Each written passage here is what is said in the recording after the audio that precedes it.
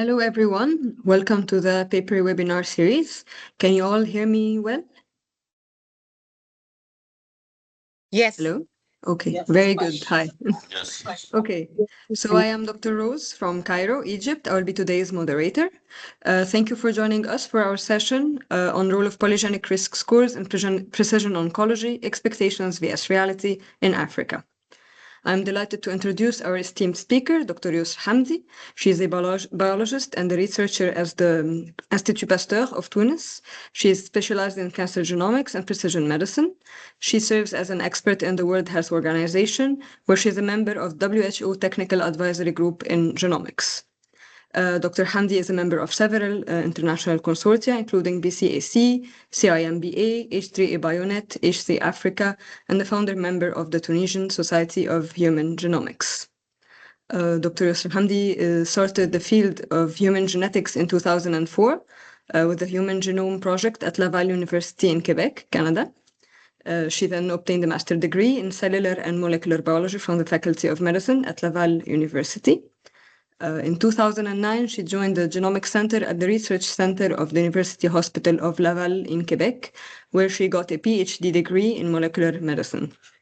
So by combining genomics, molecular biology, bioinformatics, and precision medicine, Dr. Hamdy currently leads the Genome Tunisia Collaborative Alliance and the Personalized Medicine in North Africa Consortium to continue research on cancer genomics in African populations and to implement genomic medicine and precision oncology in North Africa.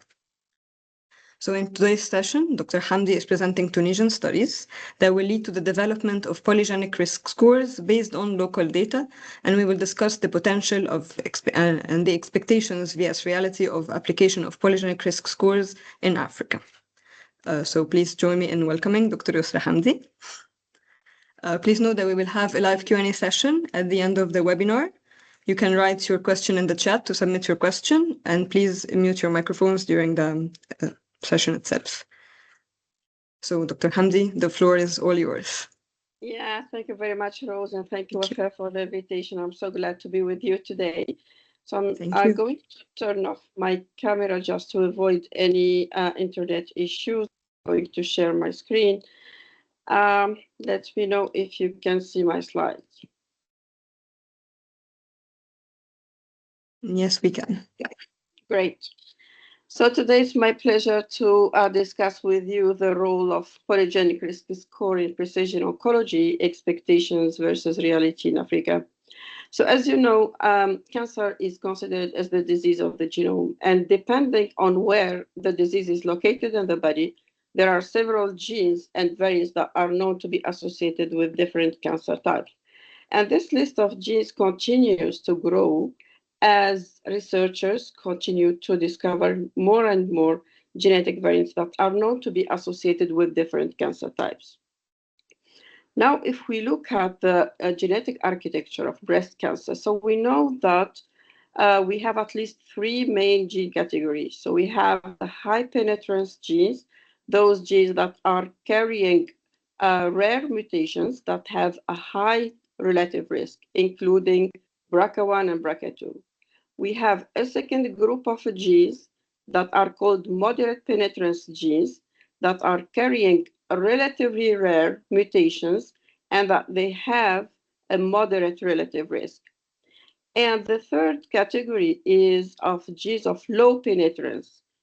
Those genes are carrying common variants that have a high allele frequency but a low relative risk, which means that for the genetics of breast cancer, we have these genes of high penetrance that have a kind of a high impact on the risk development. We have moderate genes that have a moderate impact on the risk of developing the disease. But we also have these small dots that represent the common variants, those who are of low penetrance, and altogether they could explain a part of the missing heritability of breast cancer. So these common variants are very important, and usually they are identified using genome-wide association studies and different other genotyping approaches. And we can find them on different chromosomes, as you can see on the slide. And usually they have an allele frequency more than 5% and an odd ratio less than 2. And these common variants are the ones that we use in polygenic risk score. So now what is this polygenic risk score? So the PRS is used to improve the risk prediction of an individual for a specific phenotype. I just gave the example of breast cancer, but it could be any other disease. And it is calculated by aggregating the effect of many common variants associated with the disease. So if I come back to this slide, as I explained, these are common variants known to be associated with breast cancer. Each of these variants has a very low effect size.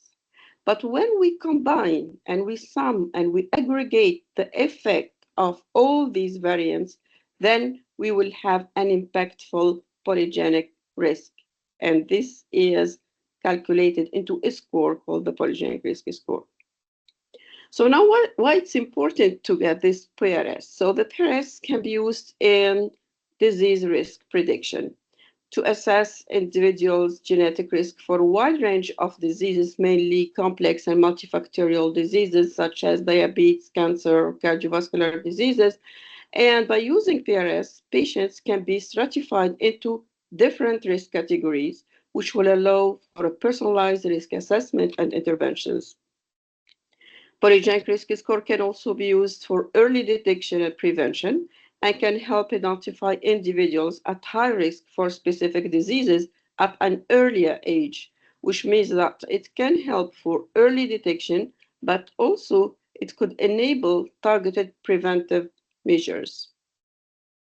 PRS can also be used to enhance the risk stratification. So when we combine the polygenic risk score with different other risk factors, such as family history, environment, and age or environmental exposure and age, this will provide a more precise estimate of the relative risk for the disease. And finally, polygenic risk score can also be used in pharmacogenomics to predict an individual's response to a specific drug. This is based on its genetic makeup, and this can guide treatment decisions for a better therapeutic outcomes. Here I'm showing a list of studies that use the polygenic risk score to stratify or to improve the risk prediction. And as you can see here on this column, the use of PRS really significantly improved the risk prediction of different diseases. And for this first example on an Australian population, the use of polygenic risk score resulted in a 4.5-fold increased risk between lowest and highest quartile. So it's very useful to stratify individuals based on their risk to disease. This is another example when researchers try to combine the polygenic risk score with different risk factors. In this case, it's the family history. And when we combine the PRS with other risk factors, this can help us to improve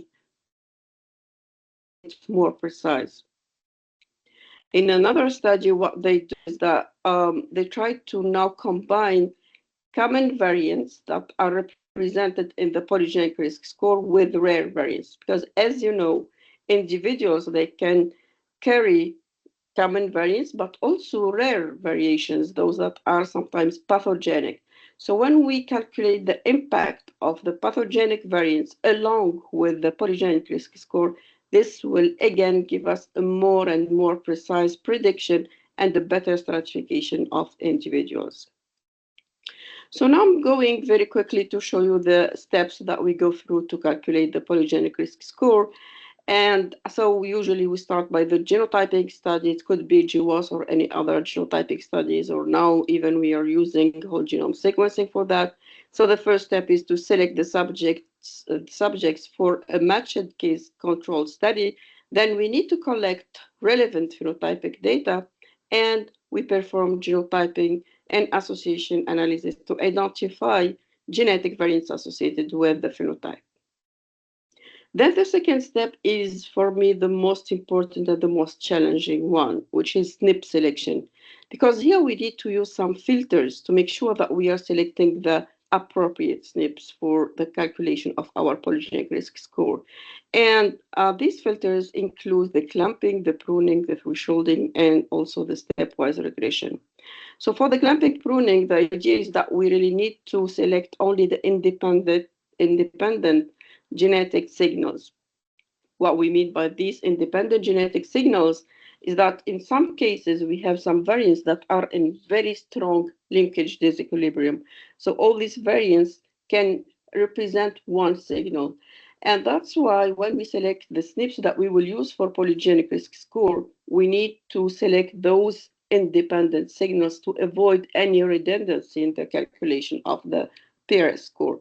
And also we need to make sure that we are respecting the p-value thresholding to respect the statistical significance of the study.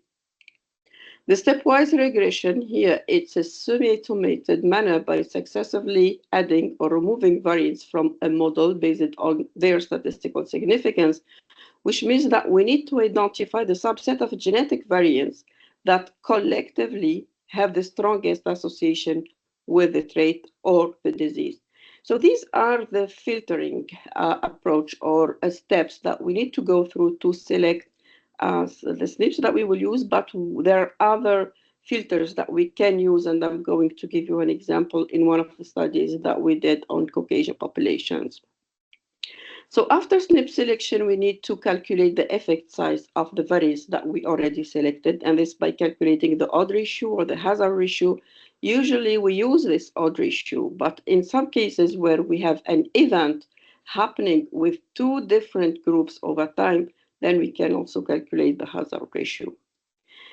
And then we can now calculate the polygenic risk score, and for each individual, we calculate the PRS by summing the weighted effects of the selected genetic variants.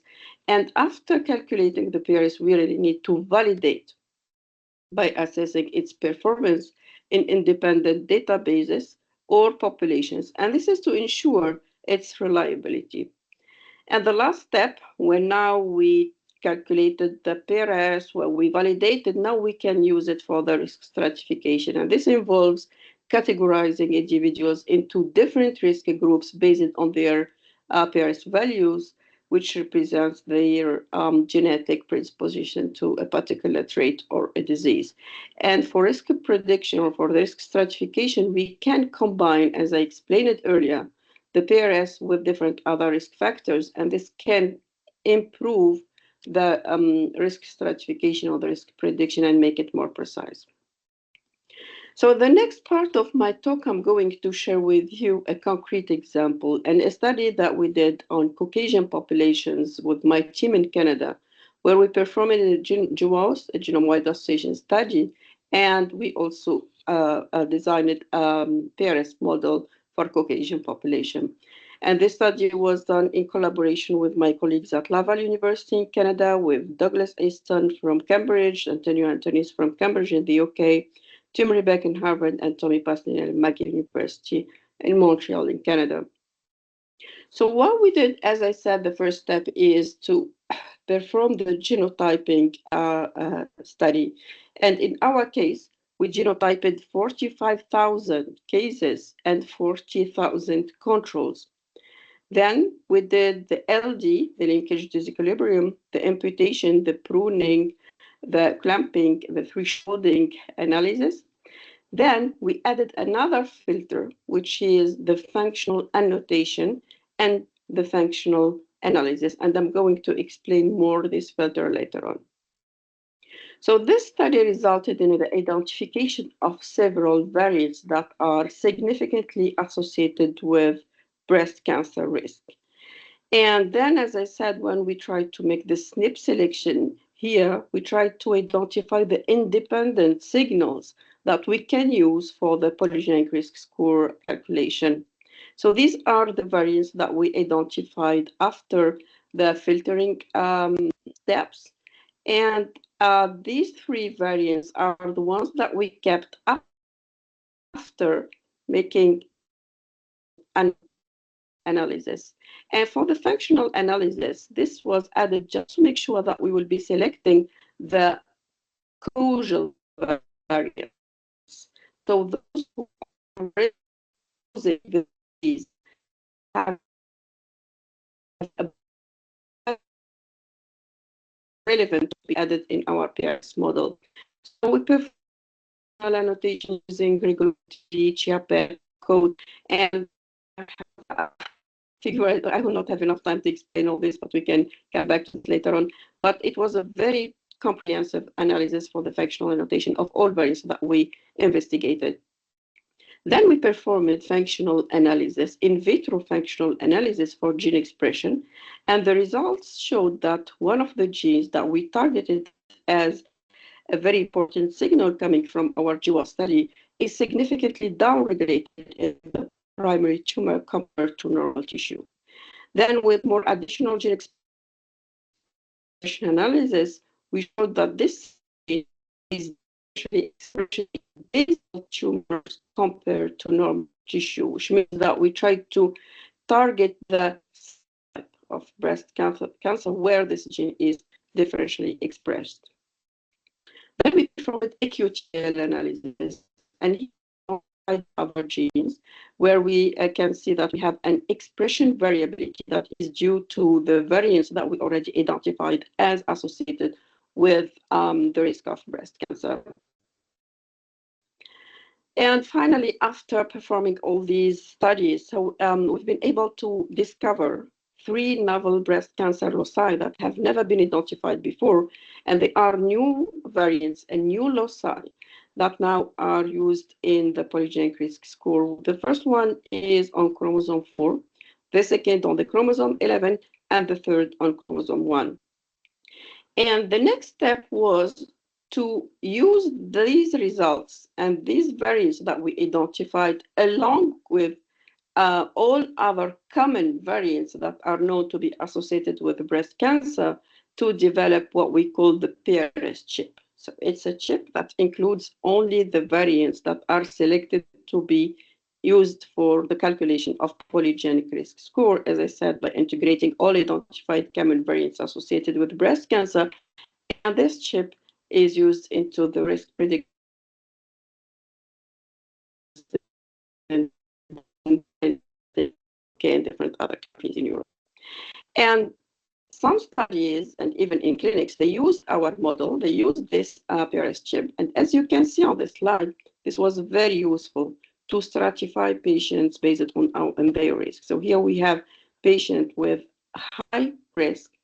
Here we have those with low risk in BRCA1 carrier mutations. And same we did for several BRCA2 mutation carriers. We've been able to stratify individuals. And the difference is very significant, which means that this model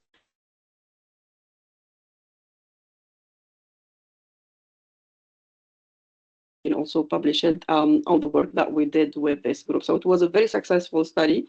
And that's why after this work, what I tried to do is I wanted to transfer this model to the context in Africa, to African context, and mainly to my country in Tunisia. But as you know, when we work with polygenic risk score, we may face several challenges and limitations, mainly because the majority of the PRS studies have investigated individuals of European ancestry.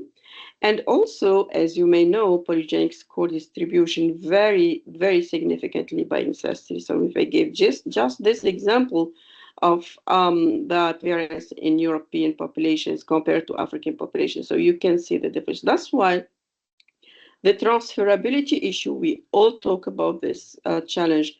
It's a real challenge that we need to tackle. So the transferability of PRS in African population is challenging. And this is mainly due to differences in allele frequencies and differences in linkage disequilibrium patterns, but also to the presence of unique variants or genetic variations that are not represented or even absent in the existing PRS models that have been used in European populations or in different other populations worldwide.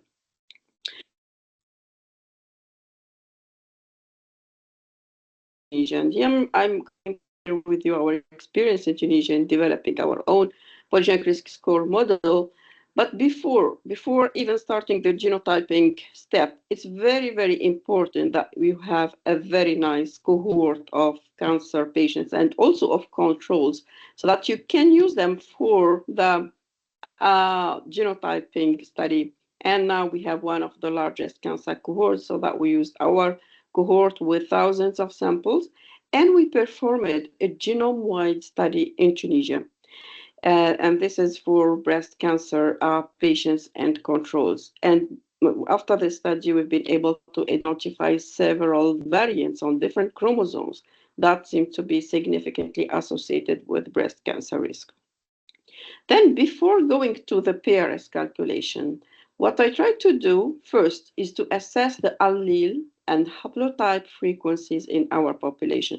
So we calculated all the frequencies of all those signals in our population, but not only the variants, we also built haplotypes and we calculated the frequency of the different haplotypes. And we compared these frequencies to different population worldwide. And the idea here, if you recall in one of the previous slides, is that we need to tackle this challenge of allele frequency. So we need to make sure that the SNPs that we will use for polygenic risk score do not have a very different allele frequency if you want to use a model that has been used elsewhere. So we calculated the allele and the haplotype frequency in our population of the LG structure in the Tunisian population. So we built all our LG blocks and we compared them to different populations as well, and to see if there are any similarities or differences in terms of R squared, of the correlations, and of the LG blocks that we have. The third step was to perform kind of a GPOP analysis and some PCAs, and to try to cluster our population in terms of the genetic background with different other populations worldwide. And the idea here is to see what are the populations that are more similar to our population in Tunisia. And the results showed that we are quite similar to Europeans, but also to South Asians, mainly Indians and Mexicans. This means that we are a very admixed population, and this information is extremely useful in adjusting our PRS model. And the fourth step that we did even before starting working on polygenic risk score is to see if we can identify novel mutations, novel variants that have not been included in the models that have been developed on European or any other population. And indeed, we've been able to discover and identify several variants that are very unique to our population. Here we are talking on BRCA1, BRCA2, and the work was not limited to Tunisia. We also investigated this in different North African countries, and we have different variants that are specific to our population. So we added those variants to our model. And same here for BRCA1, all these mutations, variants are very specific to the Tunisian population. They are new, they have not been involved and included in the other PRS models. In this study, we identified very interesting signals and variations that are significantly different in terms of allele frequency with different other populations. This one is on chromosome 6, one of the most important ones because he's on the estrogen receptor gene, the ESR1 gene that encodes for the estrogen receptor. And we all know the importance of the estrogen receptor in the development of breast cancer. A second one was on chromosome 12, chromosome 14, and chromosome 16. So it's extremely important that you investigate your genetic architecture, your genetic makeup to try to identify any new variants that can be added to your PRS model. We also been able to identify new variants that are located on new candidate genes that have not been even investigated in other populations. So this was very, very useful in our study. That we identified are clustered very close to variant of unknown significance, VUS. And these are also very important in terms of pathogenicity, in terms of biological effect, and we included them to our model. So after all these steps, then we started working on the pure polygenic risk score. And so we followed the same steps that I showed later on, earlier, sorry. And we identified base populations. And the base populations that we identified are based on the PCA that we already analyzed. So we showed that we are similar to some specific mutations. So we tried to look at data coming from those specific mutation populations, and we performed a pre-processing, the harmonization of the base and the target population, which is our population.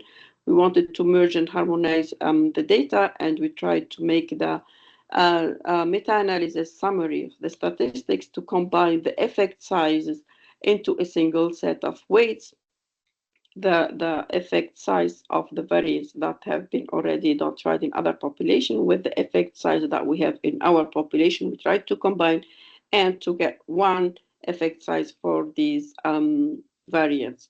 And then we started developing our own pipeline based on all these findings. And also we made sure that we are not using the wrong cutoffs for the R squared. So we all know that the 0.8 is more used for the GWAS study. So here it should be less than 0.2, but we adjusted those cutoffs and those thresholds based on all the information that we have in our population. And so we really try to make use of the data that we have in our population to get one of the very robust pipelines and models of polygenic risk score that work at least in our population.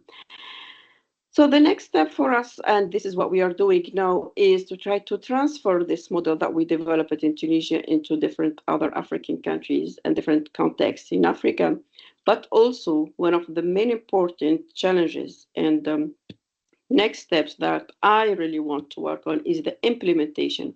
Because working on polygenic risk score in research is very good, it's very excellent, but we need to start implementing polygenic risk score in clinical settings. So for the transfer to other African population, and this is in the context of the validation of our model, because as I explained earlier, we develop the model, but it's very important to validate it by assessing it in other data sets or in other population. So that's why we are very involved in different big projects in Africa, including the Yosr Africa project. And you may know that the project has already published a Nature paper with a 3.4 million novel variants that have been identified. So those variants are very useful for the calculation of polygenic risk score, or at least to validate the model that we have. And I know that some of our colleagues in sub-Saharan Africa have already worked on this. So we are in collaboration with them to see if we can combine the data that we have on Tunisian population with data coming from sub-Saharan Africa. The work that has been done also helped and resulted in a Yosr Africa array. And this kind of arrays are very important to make the genotyping based on our variants in Africa. And now we are working on a V3 of this array, or this chip that could continue and the new variants that we are identified in our populations, like the Tunisian population.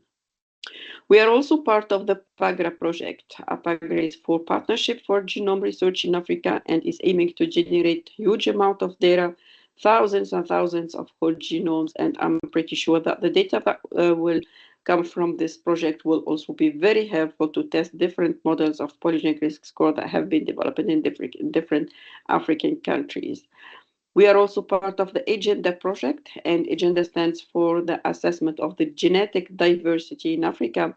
And Tunisia is leading the North African region in this project, and it aims to, again, generate more data on African population. Here we are 10 African countries, and we will be generating thousands of genomes. And the data that will be generated could also be helpful to assess and validate the models that we already developed. So I'm also leading the African Oncogenetics Network, and this network aims to collect samples from different African countries and to try to sequence or genotype and to identify variants, common variants, but also other rare variants and to work on polygenic risk score. And here we are in collaboration with Harvard and University of Chicago in the US, but also with all this list of universities and centers coming from Africa. We are at least 30 centers that are on board.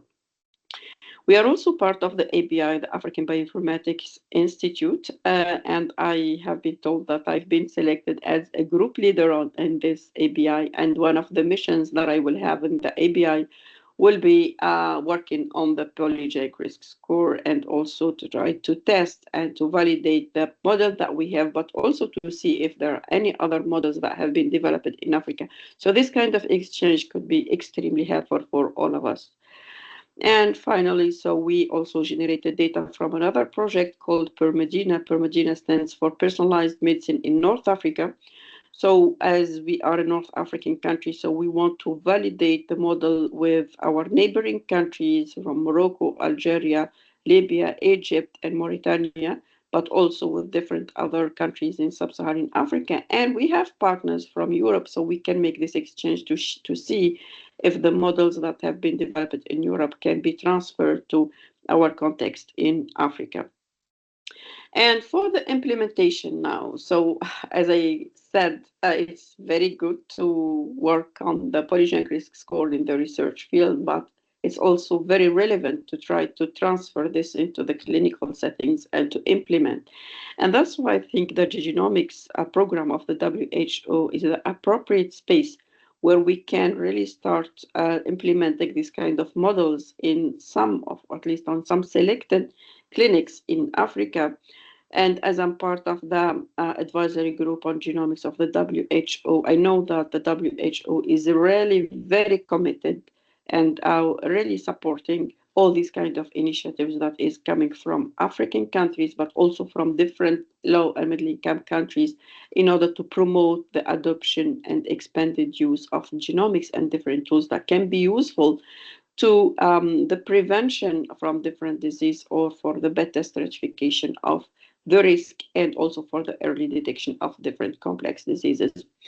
The Africa CDC also launched a very nice initiative called the Continental Agenda on Genomic Medicine and Precision Public Health in Africa. So when you have this political support, this also is very important for the implementation of this kind of tools in clinical settings. And again, I'm part of the advisory group and the advisory board of the Africa CDC in Genomics, and I know that they are very, very keen to work with young researchers, with young clinicians, and to see the solutions that have been developed in Africa and to try to support them in different ways to make sure that they are implemented in clinical settings to help patients be prevented or treated or diagnosed from different diseases. And last but not least, the Lancet Commission on Global Implementation of Precision Medicine. If you recall in my title, I'm talking about precision oncology. So the use of PRS in precision oncology can be done only by really implementing those tools in clinical settings. And at least if we are not 100% ready to implement it in clinical settings, so at least we can select some reference centers and we can start testing those tools. And this is one of the work that we are doing in this Lancet Commission in collaboration with experts coming from different regions and from different countries worldwide. So yeah, we are at the end of my talk, and the take-home message is so that there are significant benefits that come from polygenic risk score.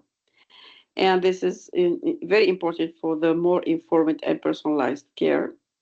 So armed with disease risk information, healthcare professionals can give better advice and recommendations to patients who are at high risk and improve our ability to identify patients who would benefit most from screening, early intervention, and early detection of some diseases. Unfortunately, polygenic risk score that have been developed in populations of European ancestry perform very poorly in samples from African ancestry. So that's why today I try to share with you our experience on how we did to try to tackle these or overcome these challenges.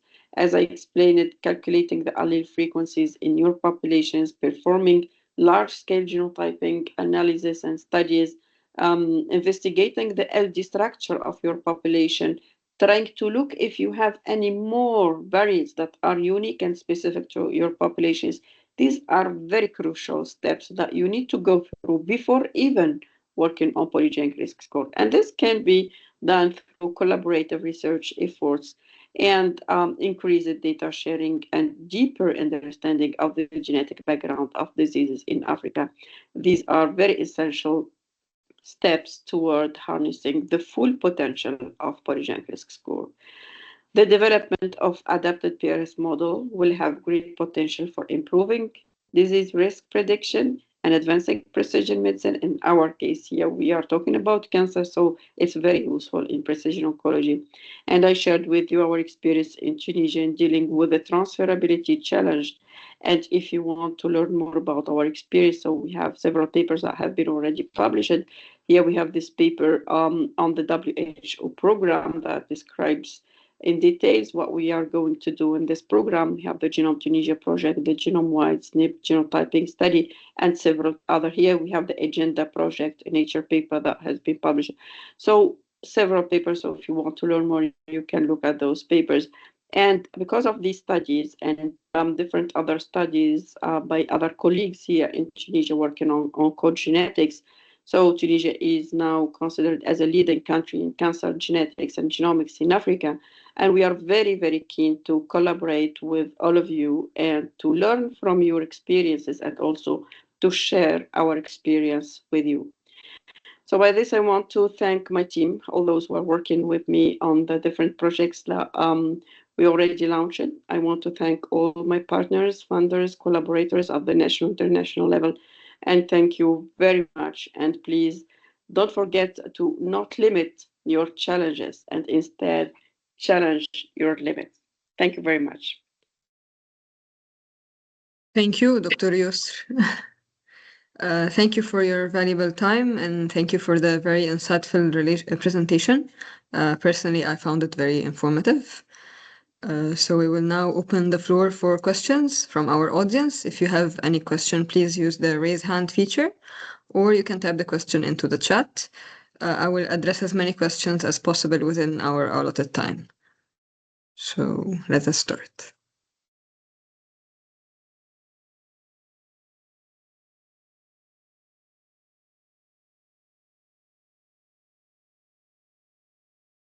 Yes, Gigi. Yes, you can. Okay. Thank you very much. I'm very delighted for the nice presentation and experiences from Tunisia.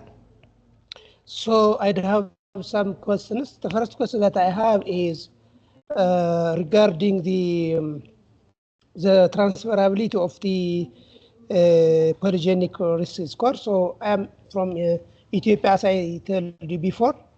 So there is high prevalence of cervical cancer as well as breast cancer. So how can we take a lesson to begin the polygenic risk in emerging Tigray? Because we have one health science health research in Tigray. So there is the center is known by microbiologists. So it is a clinical health research. So how can we begin the polygenic risk score in our institution? In my question. The second question is, can we use a sort of machine learning to work on polygenic risk score?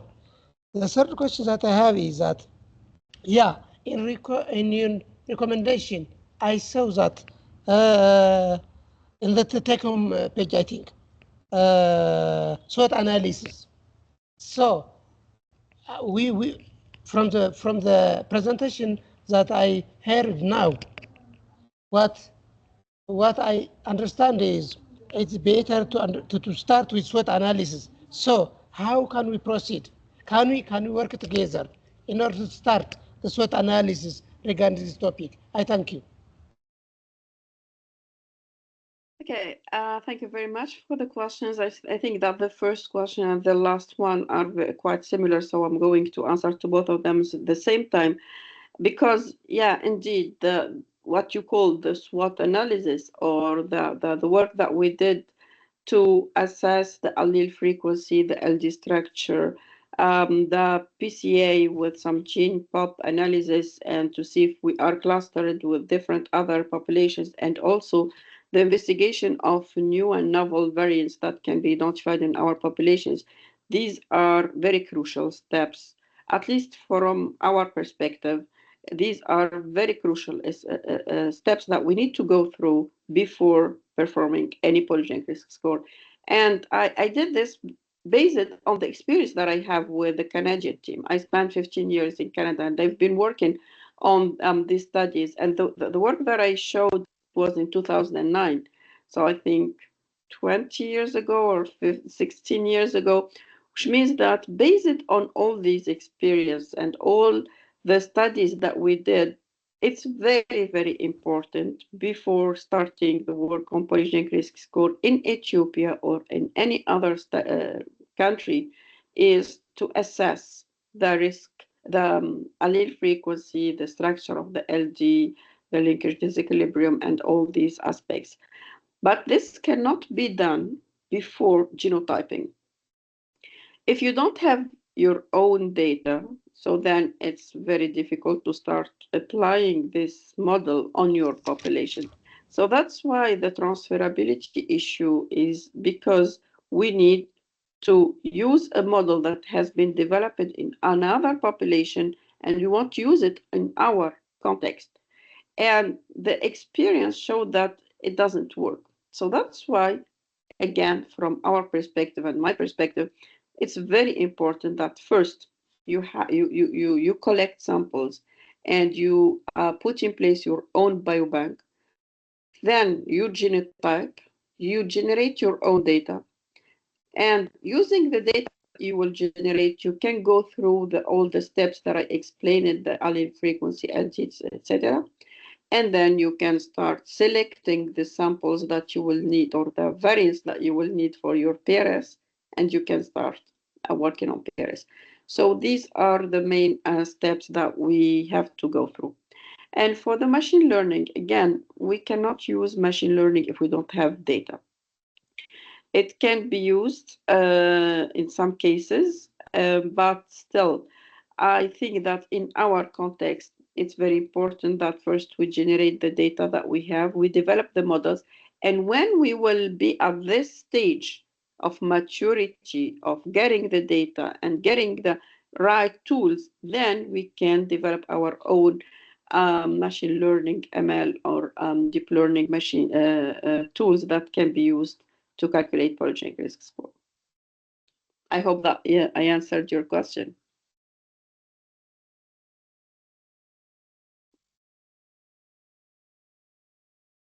Okay, so thank you so much. Thank you very much. We have another question from Sir Zenebe Aragao. We are listening to you.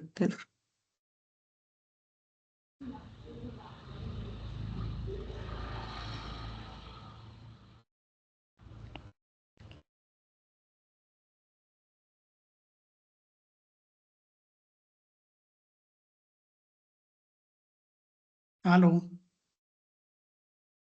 Yes, we can hear you. Me? Yes, we can. Me? Yes. Thank you very much for hosting me to attend this session. I am Zanava from Ethiopia, University of Gondar. So I have one question, that is the importance of PRS score for pharmacogenetics. Yeah, so that means it can help to predict individual's response to a given drug.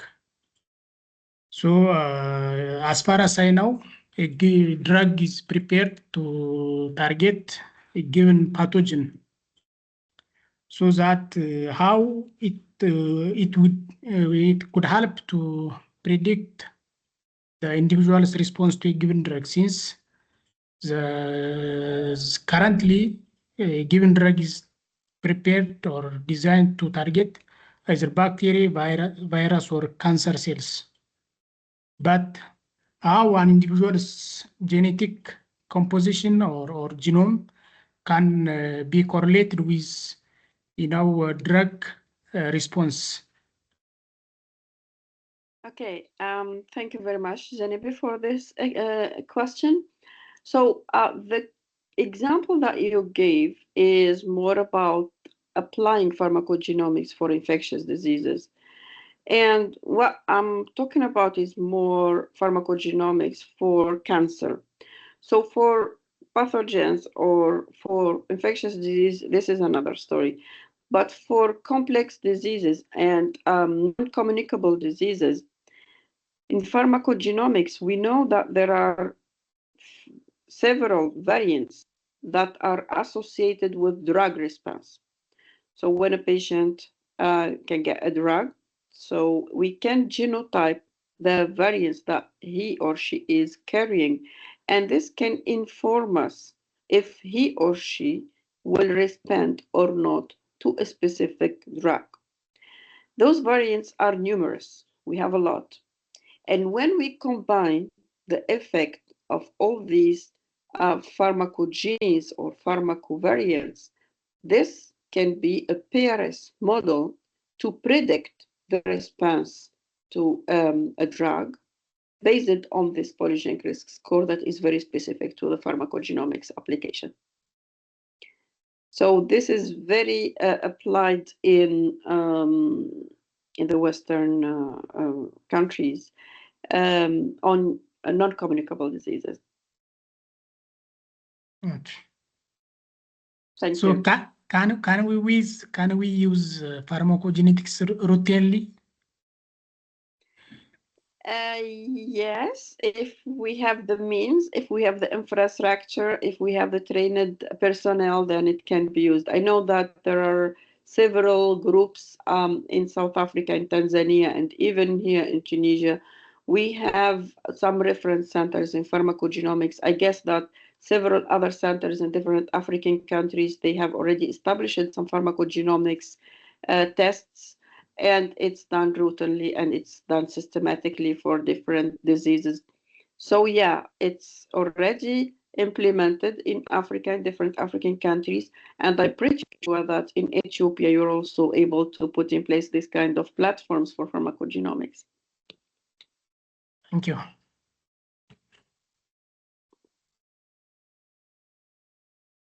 All right, do we have any other raised hands? We have some questions in the chat box too. So the first question is, there is a lot of global enthusiasm around PRS. In your experience, what are the most common misconceptions about the readiness for clinical use in Africa?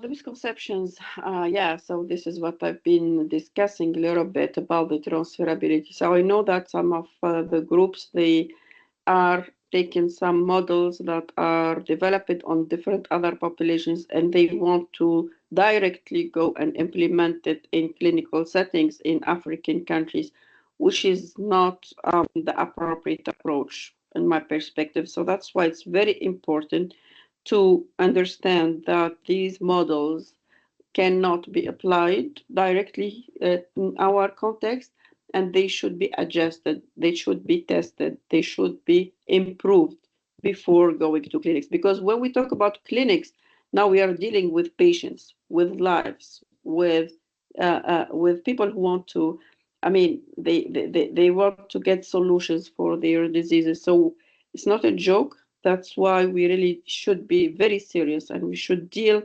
seriously with this like misconceptions, and we offer to our patients in Africa the appropriate tools that they need for their risk assessment, or for, as we said, for the drug response, or for the stratification, or for the early detection of their disease. And just to tell you that PRS is mainly used for the preventive side, not really in the treatment. So the prevention, the prediction of the risk, or the stratification of individuals. But we have to understand that when we predict a risk for a patient and we give them a wrong information about their risk, this can have very serious psychological and social consequences on those patients. And ethically, it's very, very bad to do this. So that's why before going to clinics, we have to make sure that we are testing those models in the research field, and then when it's ready, when it's validated, then we have to go to the clinics. But also, to answer to this question, going to clinics or implementing in clinics is not an easy step. So we need means, we need resources, we need medical doctors involved with you to implement it. We need to test it in at different phases. So it's not something that we can do like easily. So that's why we have to make sure that it's done in the appropriate way. All right, thank you so much. We do have another question in the chat box, and I encourage everyone, if you are more comfortable asking a question in French, Dr. Yosr does speak French, so you can either type it or raise your hand and ask. So the second question we have in the chat box if there is one key message you would like policymakers and healthcare leaders in Africa to take from your work, what would it be? Okay, thank you very much, Wafa, for this excellent question. And this key message, I already discussed this with different policymakers in my country, but also in the work that I'm doing with the WHO or Africa CDC. This message is about prevention. We have to work on the prevention side of different diseases because there's a lot of focus on the treatment, there's a lot of focus on the diagnosis, but sometimes the prevention side is left behind. So that's why Polygenic Risk Score is one of the tools that can be extremely useful to prevent the disease. And now that I know how to deal with policymakers, I know that they like getting some proof of concept. They want to hear about money, about how this kind of tools can save money from the budget of the government, how this can save lives for people. So if you go to your policymakers or to any political body and you discuss with them with the right arguments, including I mean, PRS can save a lot of money in terms of prevention. PRS can save a lot of lives because it can help in early detection. So these kind of informations with numbers, with arguments, with the right information that you will add to them and you will discuss with them. I think that it will be very, very, appreciated because they need these kind of solutions for the preventive side. And they know that prevention is very important, mainly for different diseases that are very frequent in our populations, like cancer and diabetes. All right, thank you so much, Dr. Yosr. And well, personally, I have two questions since no one is raising their hand. So the first one is, what would be your advice for early career African researchers who want to work in the field of genomics, oncology, and precision medicine? The second question is, you mentioned several projects. So how can we join them as an individual or as a team and representing our organization? That's it. Yeah, so the projects that these are some of the projects that are now running in different African countries, and to join this kind of project, so you can be part of an institution or a team working on either genomics or bioinformatics or any other fields related to human genomics. And for the young researchers, if they are part of some teams or institutions, and if now they are aware about these initiatives so that they can discuss with their team and they can be involved in such initiatives. The PAPERI initiative, it's a very continental initiative. So they are really recruiting samples from different African countries. So for those who are willing to be part of this initiative, I think that they can, I can give you my email and you can reach out to me and I can put you in touch with the PIs of this initiative. And if you have a nice cohort and if you are willing to share your samples or to share the data that you have with other colleagues in Africa, then they will be very happy to include you in this kind of initiatives. So young researchers should be proactive, should be informed about the different initiatives that are not only in Africa, worldwide, in different on the international level. And they could be involved in this kind of initiatives. And this will help to learn more, to generate more data, to start understanding some concepts and very key elements that can help them to improve all the tools that they want to develop. And yeah, so this can be done easily if you have a team and an institution that is willing to collaborate with other groups in Africa or even outside of Africa. All right, thank you so much. And if you don't mind, we can share your email with people attending later. So yeah, we have another question. Someone is saying that she's working with animal breeders. So how can PRS be applied? And she's thanking you for your informative presentation. Yeah, sorry, I'm just putting my... Oh, of course, thank you. Okay, so here you have my email. So for the PRS, I will answer to this question in a very general way. So for polygenic risk score, because I heard the question before on the infectious disease. I think for PRS is about, as we said, PRS is about common variants that are associated with hereditary diseases. Any disease that has a hereditary component and where you have already some common variants that are known to be associated with this disease, then you can calculate the polygenic risk score. The polygenic risk score is just about summing, aggregating the effect of different risk factors in order to improve the stratification of the risk and the early detection. So for any disease that can have a genetic background or a genetic component with some common variants identified, then you can apply that. So this is a very general answer to the questions, because I think that some other members already asking on how to use polygenic risk score for this, but this is the way. Okay. All right, thank you so much. And I think we... veulent parler en français, n'hésitez pas. J'ai vu quelques noms du Sénégal. N'hésitez pas si vous voulez parler en français. Je peux répondre à toutes vos questions, il n'y a aucun souci. Hein.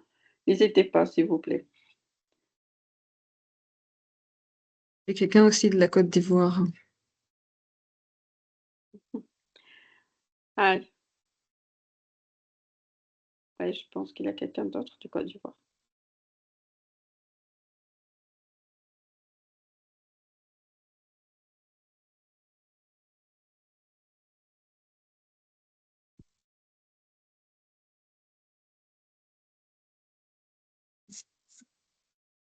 There are no more raised hands, but we do have a question that was sent via WhatsApp. So, how can African-led initiative like the Genome Tunisia Collaborative Alliance and Pre-Medina help shift Africa from being underrepresented to becoming a leader in precision oncology research? Oh, okay. Thank you very much for the question. Yes, so Genome Tunisia and Medina, I'm leading both of these projects, and I know how it's challenging to put in place a human genome program in your country or a regional project like the Medina project. But I also know that there are several other projects in Africa. So in Senegal, they have their own human genome project. In South Africa, in Nigeria, in Egypt, you have your very nice human genome project. And in Tanzania, I think they started. So in Africa, several human genome projects have been launched recently. And unfortunately, we don't have a lot of projects on precision medicine. And for me, the Human Genome Project, along with the precision medicine projects, this is very important to go from research findings into clinical settings. So the example of Genome Tunisia and PERMEDINA could be implemented in different African countries.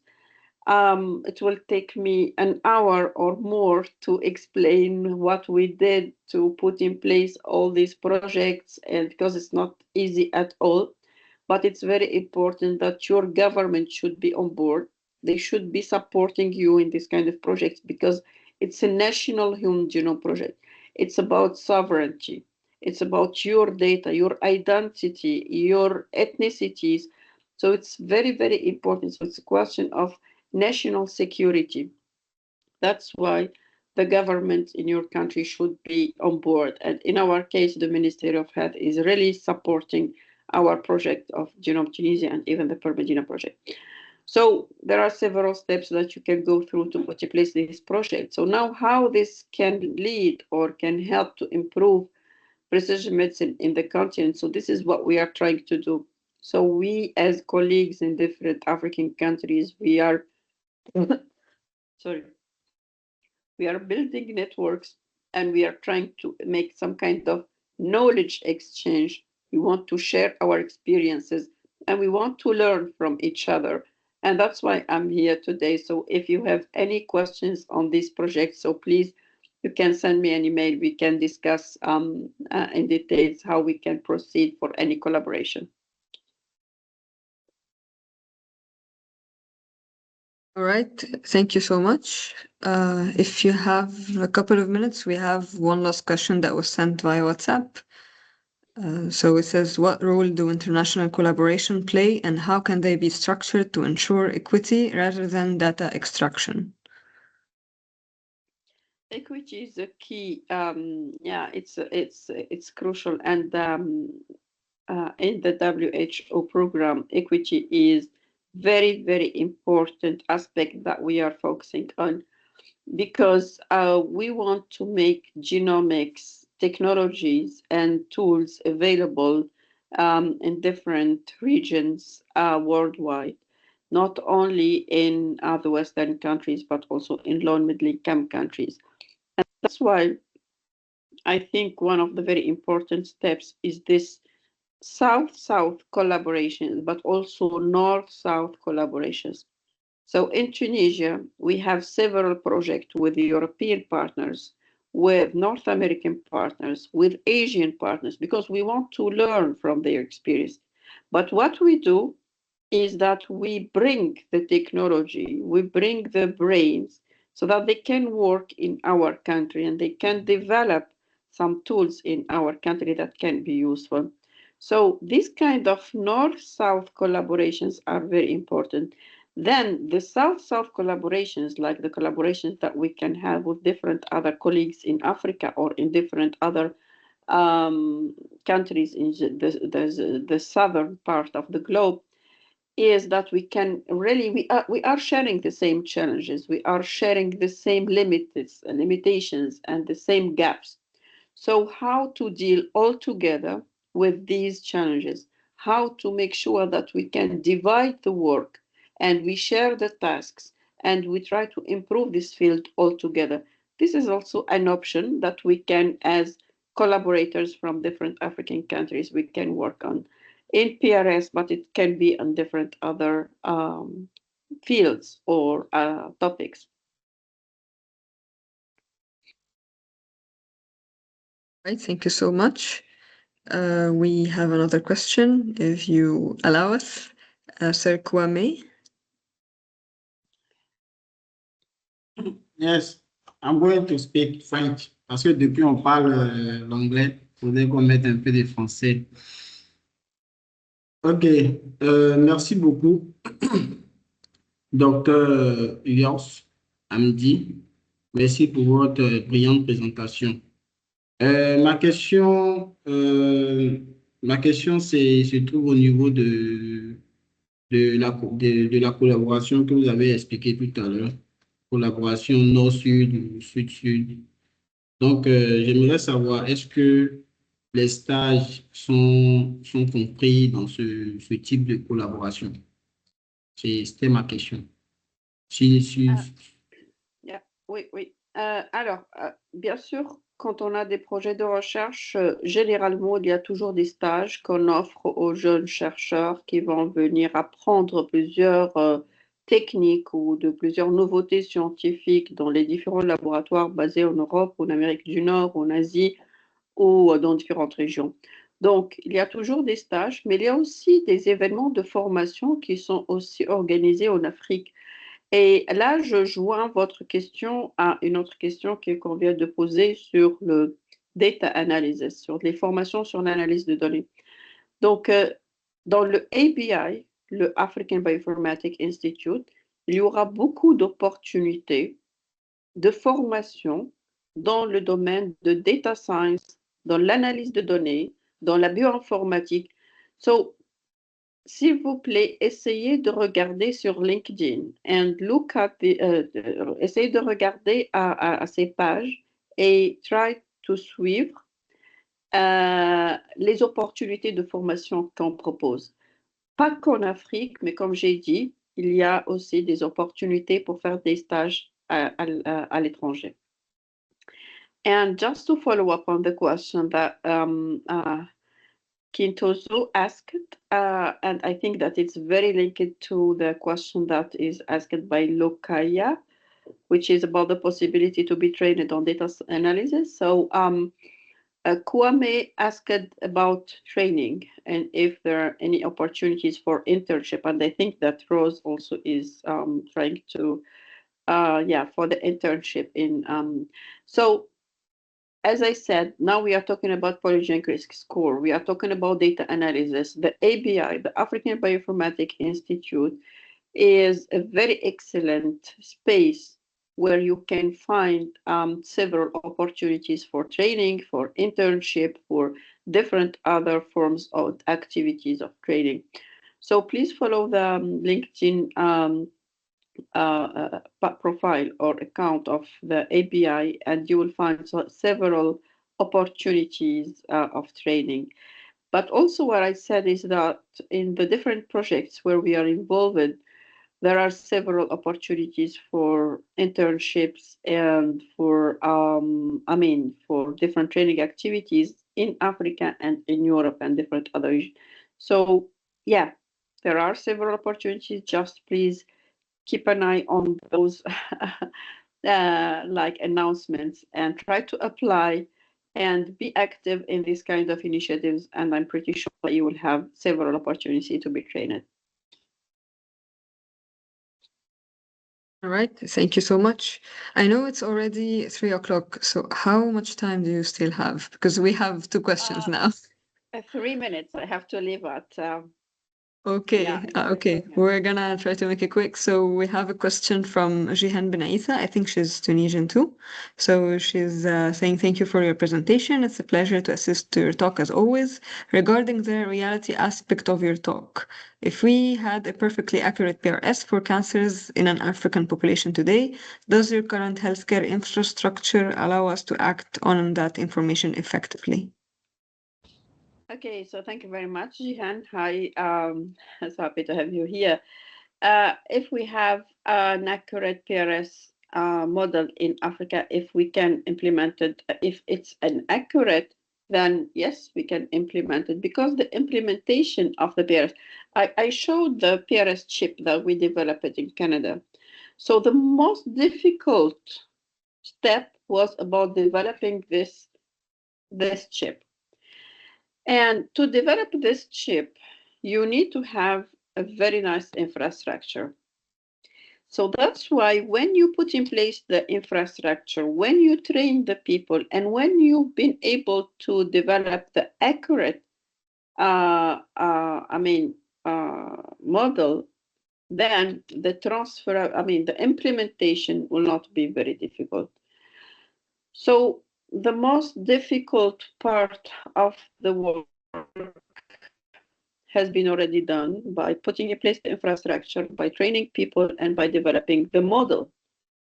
You just need to take a blood sample from a patient, your genotype, and you will have a result, and then you can assess the risk of this individual based on the accurate model that you have already developed. All right, thank you so much. Unfortunately, we don't really have much time to answer more questions, but we are looking forward to maybe meeting you again. And for whoever who wants to ask more questions, write them down and remember them for the next time. Or maybe they can send you the questions via email. All right, thank you so much again, and thank you for answering all the questions and for your excellent presentation. It was a pleasure having you with us. Thank you all for attending. We hope you found it informative and enjoyable. Have a great day. Thank you. Thank you very much. Thank you so much. Thank you so much for your time, for your efforts. Really, thank you. Really, Have a nice day. Thank you. Thank you. It's always a pleasure to see you. Thank you. Yeah. Bye. Bye. Bye.